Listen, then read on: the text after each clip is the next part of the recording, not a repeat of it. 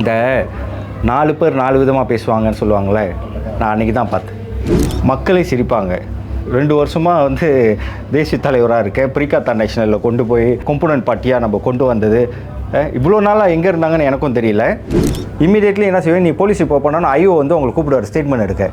இங்கேயும் அதான் 100க்கும் மேற்பட்ட தொகுதிகளில் எம்ஐபிபி இயங்குது.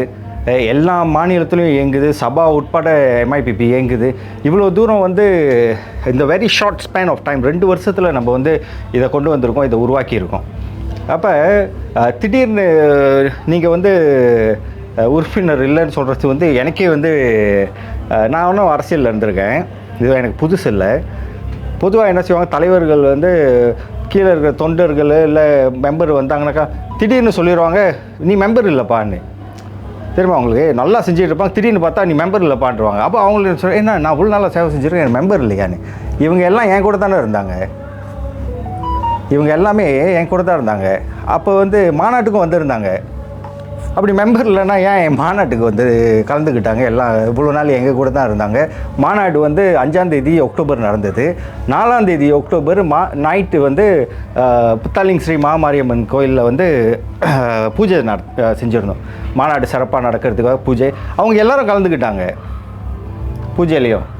அந்த 4ஆம் தேதி நைட்டு. 5ஆம் தேதி நம்மளோட மாநாட்டிலையும் அவங்கள நிறைய பேர் கலந்துக்கிட்டாங்க. ஸோ இதில் எனக்கும் புரியல, எனக்கு ஏன் அவங்க திடீர்னு அந்த மெம்பரை பற்றி பேசுகிறாங்கன்னு சொல்லிட்டு. அரசியல்லைங்க வேறு ஏதாச்சும் காரணம் இது. மக்களே சிரிப்பாங்க.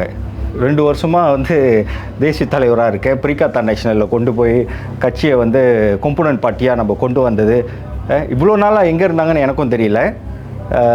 இவங்க ரியலைஸ் பண்ணலையா என்னதுன்னு சொல்லிட்டு ஏதோ ஒரு விஷயத்தை வச்சுட்டு அவங்க அதை பேசலாம். அது எங்களை பொறுத்த வரைக்கும் 5ஆம் தேதி நம்ம ஏஜிஎம் செஞ்சோம். 23ஆம் தேதி ROS நம்மளுக்கு என்டோஸ் பண்ணி நம்மளோட புது லைனப் என்டோஸ் பண்ணி நம்மளுக்கு வழங்கிட்டாங்க 23ஆம் தேதி அக்டோபர்.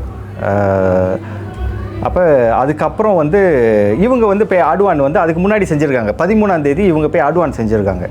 அதெல்லாம் நான் மறுக்கலைங்க. அவங்க போய் ஆடுவான் செஞ்சதெல்லாம் ஆடுவான் போய் செஞ்சுருக்காங்க 13ஆம் தேதி. இப்போ நீங்கள் போய் ஒரு போலீஸ் ரிப்போர்ட் செய்கிறீங்க, என்ன SOP?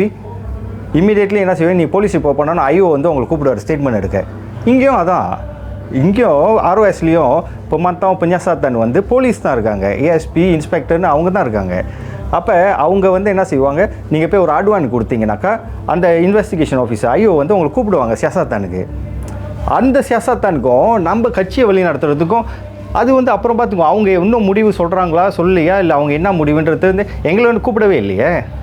யார் போய் அட்வான் போட்டாங்களோ அவங்கள சம்மந்தப்பட்ட ஆள் தான் கூப்பிட்றாங்க, எங்களை கூப்பிடவே இல்லையே. 23ஆம் தேதி அக்டோபர் எங்களுக்கு என்டோஸ்மெண்ட் செஞ்சு கொடுத்துட்டாங்க.